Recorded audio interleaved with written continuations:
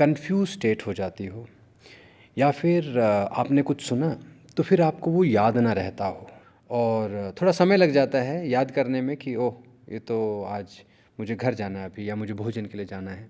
तो बात इस व्यक्ति ने कुछ सुनी और कुछ और ही जाके सुना दिया। तो अब इससे सोचो कितना गड़बड़ हो गई। हमारा जो वातावरण है वो हमारे लिए बहुत आवश्यक है हमारी ग्रोथ के लिए।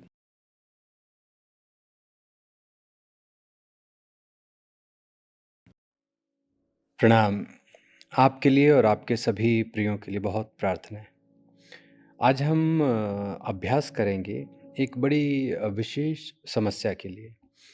पहले तो समस्या को समझते हैं, फिर ये किस प्रकार से हमें प्रभावित करती है इसके ऊपर विचार करेंगे और फिर इसका उपाय कि इसको कैसे आप ठीक करते हैं। तो समस्या का नाम है ब्रेन फॉग। आपने सुना होगा इसके विषय में। और सरल शब्दों में अगर इसे समझना है तो ऐसा है कि जैसे कंफ्यूज स्टेट हो जाती हो या फिर आपने कुछ सुना तो फिर आपको वो याद ना रहता हो और थोड़ी मेहनत करनी पड़ती हो आपको उस बात को प्रोसेस करने में, यह समझने में कि किसी ने आपसे कुछ कहा तो उसका अर्थ क्या होगा। तो आपसे कोई कह रहा है कि आप यहाँ आ जाओ। अब आपने जैसे इसको सुना, आपने इसका अपना ही अर्थ निकाल लिया कि आपने सोचा कि कोई आपसे पूछ रहा है कि आपने भोजन खाया कि नहीं खाया, तो आप फिर उसका एक अलग ही उत्तर दे देते हो। या फिर ऐसी भी स्थिति हो जाती है कि आप उत्तर ही नहीं देते हो, आप खोए-खोए रहते हो। तो खोया-खोया रहना, कन्फ्यूज़ रहना या फिर बातें भूल जाना, प्रोसेस नहीं कर पाना बात को, एक कमरे से निकले, दूसरे कमरे में गए और इस अंतराल में यही भूल गए कि आप गए क्यों थे वहाँ पे। कई बार आपने देखा होगा कि आप अपने ऑफ़िस में काम कर रहे हैं, करते-करते आप उठते हैं, उठ के थोड़ी दूर चले और जहाँ पहुँचे वहाँ पहुँच के आप सोचते हैं मैं आया क्यों था? क्या करने मैं यहाँ पे आया था? और थोड़ा समय लग जाता है याद करने में कि ओह! ये तो आज मुझे घर जाना है अभी या मुझे भोजन के लिए जाना है या फिर अब मेरा ये आराम का समय है या मैं कुछ सामान लेने आया था। 1-2 बार होती है तो उसे आप थोड़ा गलती मान के ठीक कर लेना। लेकिन जब ये बार-बार होना शुरू हो जाती है, इसका मतलब ये एक बीमारी का रूप ले लेगी। तो समय रहते हमें इसे ठीक करना चाहिए। अगर आपको याद हो तो कई वर्षों पहले एक मूवी आपने देखी होगी जिसमें व्यक्ति को कुछ इन्फॉर्मेशन आती है फ़ोन पे। बहुत सीरियस इन्फॉर्मेशन आती है लेकिन सुनने के बाद वो भूल जाता है और वो जो संदेश देता है, जिसको उसने वो मैसेज देना है, वो जाके वहाँ बताता है कि अंजलि का फ़ोन था और आइसक्रीम खाना बहुत ज़रूरी है। तो बात इस व्यक्ति ने कुछ सुनी और कुछ और ही जाके सुना दिया। तो अब इससे सोचो कितना गड़बड़ हो गई। आपका मैसेज जो आपने सुना, उससे बिल्कुल विपरीत जाके आपने वहाँ पे सुनाया। तो ऐसा नहीं है कि व्यक्ति ये कॉन्शियसली कर रहा है। इस स्थिति को समझना बड़ा आवश्यक है। हम शुरुआत में तो हमें लगता है कि कोई बड़ी बात नहीं है, लेकिन धीरे-धीरे करते हुए ये समस्या जब लंबी हो जाती है, तो कई बार बहुत अजीब सा रूप इसका आता है। इसी में आप अल्ज़ाइमर को समझें, जिसे हम भूलने की आदत कहते हैं या फिर भूलने की बीमारी कहते हैं, आप भूल ही जाते हैं। ऐसा भी हो सकता है कि बच्चे को अगर हो, तो अपने माँ-पिता को भूल जाए और माँ-पिता को हो, तो अपने सभी संबंधियों को भूल जाए, अपना घर भूल जाए, अपना नाम भूल जाए।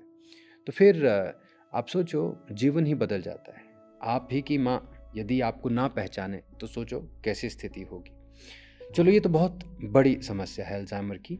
हम जो बात कर रहे हैं, हम बात कर रहे हैं ब्रेन फॉग की, कि हमारा जो ब्रेन है वो प्रोसेस नहीं कर पाता, कई बार कुछ सुनता है लेकिन उसके बिल्कुल विपरीत उत्तर देता है या समझ ही नहीं पाता कि हो क्या रहा है, क्या करना है। इसी क्रम में आप यह भी समझो कि कोई बच्चा स्कूल में पढ़ रहा है, लेकिन उसे कुछ समझ ही नहीं आ रहा। वो चाहकर भी अपने विषय को, अपने सब्जेक्ट में आगे नहीं बढ़ पा रहा। उसमें उसके मार्क्स नहीं आ रहे। यहाँ पर आप उसको डाँटेंगे या उसको और थोड़ा ज़ोर से उसको कुछ बोलेंगे या मारेंगे। इससे तो हल निकलने वाला नहीं है। ये समस्या ब्रेन की है, ये समस्या मस्तिष्क की है। ये कोई जानबूझ के नहीं कर रहा है, ये कोई ऐसा काम नहीं है कोई आपको दिखाने के लिए कोई कर रहा हो। ये अंदरूनी समस्या है, तो इसका इलाज भी उसी रूप से करना होगा। तो यहाँ तक तो आपको थोड़ा हमने इस बात पे चर्चा की कि समस्या क्या है और ये किस प्रकार से हमारे जीवन को प्रभावित करती। अब चलते हैं, बात करते हैं इसके हल की, इसका उपाय क्या है, इसको ठीक कैसे करें। 3 इसके बड़े सरल उपाय हैं और तीनों उपायों में आपको दवाई की आवश्यकता नहीं होती। याद रखिए, ब्रेन फॉग जैसी समस्याएं या अल्जाइमर जैसी समस्याएं ये आप दवाइयों से ठीक नहीं कर पाएंगे। इनके लिए आपको कुछ और ऑल्टरनेट जो पैथीज हैं, कुछ और जो प्राकृतिक कुछ विद्याएं या टेक्निक्स तरीके हैं, उनका उपयोग करना पड़ेगा अपने मस्तिष्क को शक्तिशाली बनाने में। तो 3 सरल उपाय हमने चर्चा करनी है। पहला उपाय होगा भोजन का। यदि आप अच्छा भोजन सप्लाई करेंगे अपने शरीर को, उसमें भी अपने मस्तिष्क को, तो आप इस समस्या से जल्दी बाहर आ जाते हैं। समझे इस बात को, हमारे ब्रेन का फूड जो है वो है ब्लड। वो ब्लड लेता है, जैसी क्वालिटी होगी ब्लड की वो उसी प्रकार से वो व्यवहार करता है। उसकी जो शक्ति है या उसका जो बढ़ना है, ग्रोथ है जो ब्रेन की, वो डिपेंड करती है हमारे रक्त के प्रवाह के साथ। तो हमारा रक्त यदि अच्छा हो जाए, या फिर और अगर इसमें बारीकी में जाएं और गहरा जाए, तो न्यूरोलॉजिकल जो सिस्टम है या हमारा जो टिश्यू सिस्टम है, सेलुलर सिस्टम है, उसको जाके अगर हम प्रभावित करते हैं, तो फिर एक होप होती है कि अब आप ठीक हो जाएंगे। एक आप अपने आप के लिए भरोसा रखें, विश्वास रखें कि आप ठीक हो जाएंगे। तो क्या करना है, आपको ऐसा भोजन लेना है जो आपके रक्त को और अच्छा बना दे। तो कौन कौन सा भोजन आपके लिए स्वास्थ्य देने वाला है, आपको न्यूट्रिशन देने वाला है, वो भोजन आपको स्वीकार करना, वही लेना चाहिए। तो सुबह, दोपहर, शाम को जो आप खाते हो उसको थोड़ा सा आपको चेक करना होगा, स्पेशली जब आपको ये समस्या है। तो फलों को आप अपने भोजन में डालें, ऐसे जूस, ऐसे ड्राई फ्रूट्स और ऐसी ऐसी हर्ब्स को डालें जो आपके ब्रेन को अच्छा ब्लड सप्लाई कर सके। तो इसमें यह भी ध्यान रखने वाली बात है कि जब हम अच्छा भोजन इसके ऊपर चर्चा कर रहे हैं, तो जो तामसिक भोजन है या जो आपको इरिटेट करता है या फिर जो हमारी बॉडी को इरिटेट करता है, कई बार ऐसा होता है कि हमारी टंग को काफ़ी चीज़ें पसंद होती हैं लेकिन वो जाके शरीर को बहुत इरिटेट करती हैं। तो उन इरिटेटेड सब्सटेंस से आप अपने आप को थोड़ा बचाना होगा। उसमें चाय हो जाती है, कॉफ़ी हो जाती है या फिर अल्कोहल हो जाती है। इन सब चीज़ों को आपको रोकना होगा और छोड़ेंगे तो बहुत अच्छा हो जाएगा। लेकिन रोकना भी आपके लिए, अगर आप रुकेंगे थोड़े समय के लिए, उससे भी आपको बहुत लाभ प्राप्त होता है। तो पहला काम हो गया भोजन का। दूसरा काम, आपका जो सर्कल है, आप किस प्रकार के एटमॉस्फेयर में हैं, वातावरण आपका कैसा है, वो भी आपके ब्रेन के ऊपर बहुत प्रभाव डालता है। यदि आप ऐसे व्यक्तियों के समूह में हैं जो लगातार सक्सेस की बात करते हो, ग्रोथ की बात करते हो, विजनरी हों, ऐसी बात करते हो जो बहुत बड़ी हो, तो आप पाएंगे कि थोड़े समय में आप भी बड़े होते चले जा रहे हो। लेकिन इसके विपरीत आप ऐसे ग्रुप में चले जाओ जो लगातार दुखों की बात करते हैं, परेशानियों की बात करते हैं और हमेशा ऐसी बात करेंगे कि सब कुछ समाप्त हो गया है, सब कुछ खत्म हो गया है, तो आप पाओगे कि थोड़े समय में आपका जीवन भी पूरी तरह उदासीन हो जाता है। तो हमारा जो वातावरण है वो हमारे लिए बहुत आवश्यक है, हमारी ग्रोथ के लिए। ग्रोथ चाहे शरीर की हो जो आपको दिखता है, मन की हो जो ना दिखता हो, आत्मा की जो बिल्कुल समझ ही नहीं आती कि क्या शक्ति होगी। ऐसे ही हमारी बुद्धि, ऐसा ही हमारा मस्तिष्क है, उस पर हमारे वातावरण का बहुत प्रभाव पड़ता है। तो उसका आपको ध्यान रखना होगा। आप यदि अपना एटमॉस्फेयर और फेवरेबल बनाएंगे और पॉजिटिव बनाएंगे, तो अब यहाँ पे आप एक्सपेक्ट कर सकते हैं अपनी रिकवरी। आप यह मान सकते हैं कि थोड़े समय बाद आप ठीक हो जाएंगे। नेगेटिव व्यक्तियों के साथ आप रहते हैं, वही हैं आपके चारों तरफ, तो आपकी एक भूल का वो पूरे जीवन भर मजाक बनाएंगे, वो आपके ऊपर हंसते रहेंगे। उन्हें कोई लेना देना नहीं है कि आपसे ये गलती क्यों हुई, अब आपका क्या किया जाए। हो सकता है आपसे क्रोधित भी हो जाए, झगड़ा भी कर ले। लेकिन यदि आप पॉजिटिव दोस्तों के साथ है, मित्रों के साथ है, जो भी आपका एटमॉस्फेयर है, तो वो समझेंगे आपकी परेशानी को, वो आपको मदद करेंगे, वो आपको बताएंगे कि कैसे इस समस्या से बाहर निकले, तो साथ यहाँ पे बहुत अच्छा हो जाता है। तो दूसरा काम होता है हमारा अपने एटमॉस्फेयर को संभालना, उसे अच्छा करना। तीसरा काम, कई ऐसी योगिक टेक्निक, ऐसी विद्याएं हैं जो सीधे सीधे ब्रेन के साथ काम करती हैं, तो उनका अभ्यास करना। अब योगा में कई आसन हैं, कई मुद्राएं हैं, कई ध्यान हैं, कई और बाकी कई अभ्यास, आध्यात्मिक अभ्यास है। हम आज समझेंगे एक विशेष मुद्रा जो आपको मदद करेगी ब्रेन फॉग की समस्या में। इस मुद्रा के साथ साथ यदि आप प्राणायाम जोड़ें, और प्राणायाम कौन सा? भ्रामरी प्राणायाम, तो फिर इन दोनों की शक्ति आपकी रिकवरी में और अच्छी हो जाती है। जब दोनों मिलके काम करेंगे तो रिकवरी और फास्ट हो जाएगी। तो एक बड़ी शक्तिशाली सरल मुद्रा, उसका अभ्यास और विशेष प्राणायाम। ये प्राणायाम बना ही इसीलिए है कि किस प्रकार आपके ब्रेन को ये और डेवलप करे और पावरफुल बनाए। इसका काम बस यह नहीं है कि आपकी जो समस्या है इसे ठीक करे, ये ठीक करने के बाद उसकी कैपेसिटी को और बढ़ा देगा। तो हम उस मुद्रा और प्राणायाम दोनों का अभ्यास करेंगे। मुद्रा में नाम है मुद्रा का गणेश मुद्रा। गणेश मुद्रा में बैठने से रक्त का प्रवाह, उसको आप संचालित कर पाते हैं, बैलेंस हो जाता है, वो समस्थिति में आएगा। जब तक आपका शरीर समस्थिति में नहीं है, एक बैलेंस स्टेट में नहीं है, आप उसको कुछ भी कराएंगे वो अच्छा नहीं होगा, डिस्टर्बेंस ही रहेगी। ऐसे ये मानो कि गाड़ी है आपके पास, गाड़ी के अंदर कुछ खराबी है। अगर गाड़ी के अंदर कुछ खराबी है तो अब इसको आप चाहे कितना भी इसको सजा लो, कितना भी अच्छा पेट्रोल डीजल पूरा भराते रहो, वो जो खराबी जब तक आप ठीक नहीं करेंगे आपको परेशानी मिलती रहेगी। तो वो खराबी ठीक करने का मतलब है बैलेंस करना। आप गाड़ी को सर्विस दीजिए, बैलेंस होगी तो वो बहुत अच्छा आपको एक्सपीरियंस देती है, अनुभव देती है। ऐसे ही हमारा रक्त का प्रवाह ही हमारा जीवन है। हमारे श्वास हमारे रक्त को प्रभावित करते हैं, उससे जीवन तैयार होता है। इनको बैलेंस करना बहुत आवश्यक है। तो कौन सी मुद्रा है? गणेश मुद्रा। तो गणेश मुद्रा का नित्य अभ्यास आपके लिए बहुत शक्तिशाली होगा। करना भी बहुत सरल है। दोनों हाथ की मुद्रा है। पहले मानो अगर दायां हाथ ऊपर रखते हुए करना है तो बायां हाथ रखा नाभि के पास, उसके बाद उसको बंद कर दिया दाएं हाथ से, सीधे बैठे रहे, पीठ सीधी रहेगी, आंखें बंद कर ली, दोनों हाथों को इस प्रकार से जोड़ देना है आपने। ये तो हुआ जब दायां हाथ ऊपर है। अब इसी को पलट दो, बायां हाथ ऊपर आ जाएगा, दायां हाथ नीचे रहेगा। करना कब कब है? सुबह करो, दोपहर को करो, शाम को करो। तीनों समय इसका अभ्यास किया जा सकता है। कितना समय करना है? 6 मिनट कर सकते हैं, 3-3 मिनट बांट दो दोनों हाथों में। 8 मिनट कर सकते हैं, 4-4 मिनट बांट लो। 10 मिनट कर सकते हैं, 5-5 मिनट बांट लो। बहुत ज़्यादा समस्या है तो 3 बार कर लेना। अभी आपको लगता है कि उतनी समस्या नहीं है, लेकिन फिर भी इसका प्रभाव है ब्रेन फॉग जैसी, जो आपको मैंने बताया कि इसके क्या सिम्टम हैं, अगर आपको लगता है वो हैं, तो फिर एक बार भी करेंगे, उससे भी आपको लाभ मिलेगा।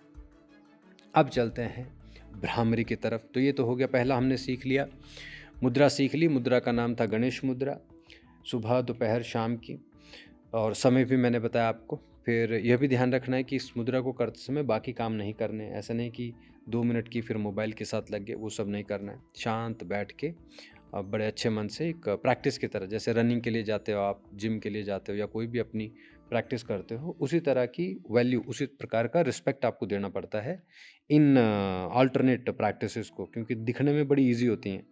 कई बार हमें लगता है कि हाथी पकड़ना इससे कैसे ठीक होगा, तो आप खुद ही सोचो कि बस थोड़ा नाक को ही बंद करना है, जीवन का अंत हो जाता है। दिखने में तो बड़ा छोटा लगता है कि हाथ से नाक पकड़ा और कैसे जीवन का अंत कैसे होगा, बट ऐसे ही है सब कुछ संसार में, बहुत सरल है। ऐसे ही हमारी बीमारियों को ठीक करने का जो तरीका है वो भी बड़ा सरल है।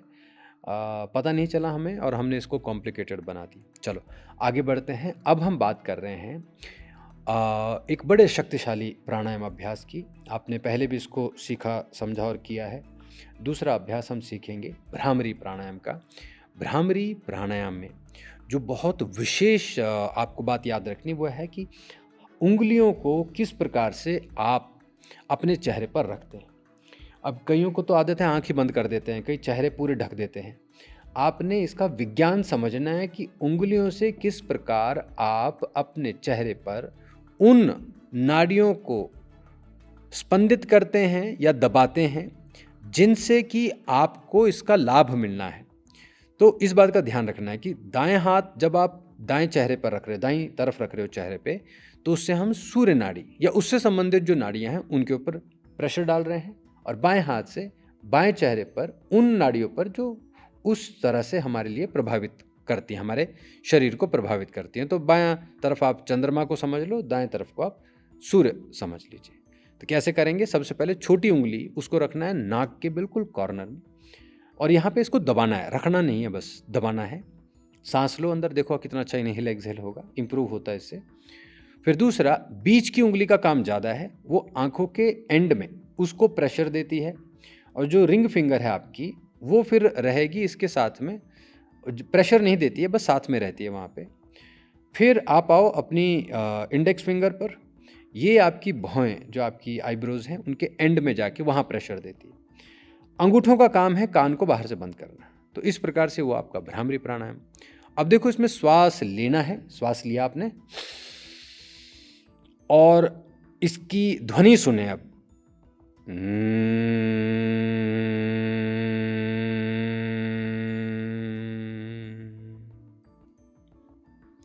जिस समस्या की हम बात कर रहे हैं उसमें इस प्रकार की ध्वनि लगभग 20 से 30 बार आपको करनी चाहिए एक सेट में। ऐसे 3 सेट कर लिए, एक ही बारी में आपको इसका रिजल्ट मिलना शुरू हो जाता है, आपको इसका लाभ मिलना शुरू हो जाता है, आपको पता चलेगा ये कितनी प्रभावशाली है। तो दिन में इसे आप 2 बार करेंगे, सुबह एक बार 3 सेट कर लेने हैं 20 से 30 काउंट के, और ऐसे ही फिर संध्या काल में शाम के समय 6 बजे के करीब 3 सेट और कर लेने हैं। तो अगर आप रूटीन में इसको आप मानो कि 3-4 हफ्ते लगातार अभ्यास करोगे, आपको बहुत अच्छे इसके लाभ प्राप्त होंगे। लाभ प्राप्त करना किसी भी चीज़ से वो तभी संभव होता है जब हम उसे नियमित रूप से अभ्यास करेंगे। जैसे आप दौड़ना सीखते हैं, अच्छे धावक कब बनेंगे? जब आप हर दिन दौड़ते हैं। मानो आप व्यापार करते हैं, आपको पैसा कमाना है, धन कमाना है। अच्छा धन कब कमाएंगे? जब आप डेली काम करते हैं, डिसिप्लिन में काम करते हैं, टाइमली काम करते हैं। आप इस बात से नहीं घबराते कि काम कितना है, आप इस बात के लिए चिंतित है काम कितना अच्छा हो जाए। अच्छे काम की पूरे संसार में वैल्यू है। आप देखते होंगे कि भोजन तो बाहर भी बंट रहा है, मिल रहा है, हम बोल देते हैं रोड साइड मिल रहा है, लेकिन भोजन फिर एक बड़े होटल में भी मिलता है। दोनों में अंतर क्या है? और कई बार तो ऐसा लगता है जैसे बाहर का भोजन ज़्यादा अच्छा बना है, लेकिन उसकी कीमत कम क्यों है और अंदर जो आपको होटल में भोजन मिल रहा है उसकी कीमत ज़्यादा क्यों है? क्योंकि वहाँ पर वैल्यू बनाई जा रही है, वहाँ पर एक विशेष कार्य किया जा रहा है। उस विशेष काम के कारण जो भोजन बाहर बहुत कम पैसों में मिल सकता, उससे हो सकता है 20-20 गुना, 30-30 गुना ज़्यादा दामों में अंदर मिलता हो। तो दोनों ही चीज़ें स्वीकार है, पूरा विश्व इसी तरह से चलता है। आप ऐसे ही समझो, जो भी आप काम कर रहे हैं, वो तभी आपको लगेगा या आपको फल देगा जब आप उसमें पूरी तरह से इन्वॉल्व हैं, उसको वैल्यू देंगे। भ्रामरी प्राणायाम को यदि आप दवाई रूप में अभ्यास करेंगे, तो आप जल्दी ठीक होंगे। गणेश मुद्रा को यदि आप एक मेडिसिन रूप में स्वीकार करेंगे, तो जल्दी ठीक होंगे। ठीक है, आज के लिए फिर इतना ही। आपके और अभ्यास के साथ और ट्रेनिंग के साथ फिर मिलेंगे। आप सब अपना ध्यान रखें, अपनी ट्रेनिंग करते रहें, प्रैक्टिस करते रहें, खुश रहें और जल्दी फिर मिलेंगे। नमो हिमालय।